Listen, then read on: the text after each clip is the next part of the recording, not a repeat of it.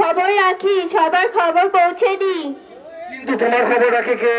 আমার খবর কেউ রাখে না। আমি সুকান্ত চক্রবর্তীর একটি কবিতার একটা লাইন বলতে চাই। হ্যাঁ বলো, রানার বলো দেখি। রানার চলেছে তাই ঝুমঝুম ঘন্টা বাজে চলেছে রাতে। রানার চলেছে তাই ঝুমঝুম ঘন্টা বাজছে রাতে, রানার চলেছে খবরের বোঝা হাতে, রানার চলেছে রানা রাত্রে পথে পথে চলে, কোনো নিষেধ মানে না জানা। দিগন্ত থেকে দিগন্ত ছোটে রানার, কাজ নিয়ে শেষে নতুন খবর রানার। সত্যি তাই, আমাদের এখন আধুনিক মোবাইলের যুগে সেই যে রানা, চিঠি পৌঁছে দেওয়া, সেই যে বক্স, সেই যে পোস্ট অফিসের বক্স, সেই একটা কতদিন পরে চিঠি আসবে, সেই যে আমরা পোস্টম্যান পিয়নের দিকে তাকিয়ে থাকতাম, সেই দিন চলে গেছে। এখন মোবাইলে এসএমএস, সেই যে চিঠি লেখার সাহিত্য, সেই যে চিঠি লেখার একটা আর্ট 10, সেটা আমরা এখন দেখতে পাই না। ভীষণ ভালো লেগেছে, রানার সেজেছে।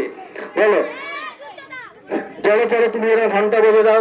এখন আমরা সত্যিকারে তাই পোস্ট অফিসের যে বক্স গুলো দেখতে পাই, জীর্ণ এবং ভগ্ন অবস্থায় পড়ে আছে, যেগুলো সত্যি কষ্ট লাগে।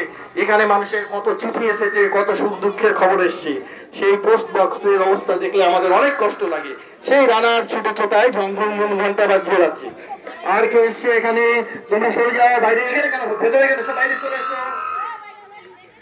এখানে দেখে তোমার কি অবস্থা আছে? তোমার হাতে হ্যাঁ বেশ ইনজোর্ড আছে, কিন্তু এখনো সুস্থ আছে আর কি। তুমি উঠতে পারবে না। কেন? তোর আঘাতটা বড় ইনজোর্ড হচ্ছে তোমার। ঠিকই বলেছো, ওর আঘাতটা তত বেশি পাইনি, কারণ মাথায় হেলমেট আছে। ঠিক আমরা তাই, যেমন গাড়ি চালাই হেলমেট ছাড়া চালালে আমাদের মাথাটা হচ্ছে মেন ব্যাপার। মাথাটা যদি সেফ থাকে, অন্য জায়গায় ইনজোর্ড হলেও আমরা সেটাকে আমরা ততটা বেশি আঘাতপ্রাপ্ত হই না। অবশ্যই আমাদের হেলমেট নিয়ে গাড়ি চালানো দরকার, এরা গাড়ি চালানো প্রয়োজন। তোমরা সরে যাও, এখানে কি ভেতরে এসো না। আমাদের চলেছে আসে এখানে গাছ লাগায়, প্রাণ বাঁচাও, একটা হচ্ছে সেভ লাইফ, আর একজন হচ্ছে রানার। সত্যি প্রাচীন দিকে সে হারিকানে কি তোমার তেল আছে কিছু? মোটেই নয়, কিছু নেই। কিছু মনে হচ্ছে জল পোড়া থাকতে পারে, সেটাই যাই হোক। সত্যি তাই, এই বৈদ্যুতিক যুগে আমাদের সেই পুরানো যে ঐতিহ্য হারিকান, সেটাও আমরা এখন দেখতে পারি না। কোনো বাড়িতে হয়তো একটা কোনো হারিকান নেই। আগেরকার দিনে যেমন আমরা দেখতাম বাড়িতে মা ঠাকুমারা যেমন হারিকান গুছিয়ে রাখতো, সেটাও আমরা দেখতে পাই না। অর্থাৎ যুগের সঙ্গে সঙ্গে আমাদের এখানে অনেক কিছুর পরিবর্তন হয়ে যায়। আমরা দেখছি এখানে আর একটা কি আছে, সেভ দ্য গার্ল চাইল্ড। এগিয়ে এসো, তোমরা ভিতরে এসো। এটাও একটা সুন্দর মেসেজ আছে। সেভ দ্য চাইল্ড গার্ল মানে বলতে তুমি কি বুঝো? সেভ দ্য গার্ল চাইল্ড,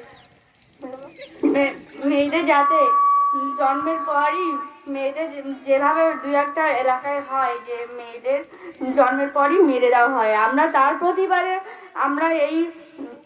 আমরা এই প্রতিবাদ করছি তার পক্ষ থেকে। ঠিকই বলেছে, আমরা পৃথিবীতে দেখি ভ্রূণ হত্যা, অর্থাৎ দেখা যাচ্ছে যে প্রচুর পরিমাণে আমরা মেয়ে সন্তানদের মেরে ফেলি পুত্র সন্তানের জন্য। এর ফলে দেখা যাচ্ছে সারা পৃথিবীতেই ছেলে সন্তান বেশি বেশি বেড়ে যাচ্ছে, মেয়েদের সংখ্যা কমে যাচ্ছে। এর একটা সুন্দর মেসেজ নিয়ে এসে, ছেলেই হোক আর বা মেয়েই হোক, সবাই সমান। তাদের সমানভাবে মানুষ করতে পারলে বা দায়িত্ব দিতে পারলে তার সমাজে অনেক কিছু করতে পারে, তাই না? যেমন আমাদের রাষ্ট্রপতি একজন মহিলা, এটাকে বলেছে save the girl save the child. সেই জন্য আমাদের এই আদর্শ নিয়ে চলতে হবে। ছেলেই হোক আর মেয়েই হোক, আমাদের এই ভ্রূণ হত্যা অর্থাৎ মেয়ে শিশু হত্যা মেরে ফেলা চলবে না। শুধু আমাদের রাজ্যে নয়, পৃথিবীর অনেক দেশে, পৃথিবীর বিভিন্ন দেশে এই নীতিটা এখনো প্রচলিত আছে যে তাদের বাচ্চাদের অর্থাৎ মেয়েদের আমরা অন্য খারাপ চোখে দেখি, অর্থাৎ খুব হীন চোখে দেখি, সেটা কখনো চলবে না, তাই না? কেউ আছে এখানে? আমাদের মধ্যে কম প্রতিযোগিতা আসলেও কিন্তু তাদের সামাজিক যথেষ্ট মেসেজ নিয়ে এসেছেন। Save the girl child, save life, পরিবেশ দূষণ এসছে, রানার এসছে। আমাদের যারা জাজমেন্ট আছে তারা জাজমেন্ট শুরু করুন, আমাদের জাজমেন্ট শুরু করে দিন। যারা এসছে তারা জাজমেন্ট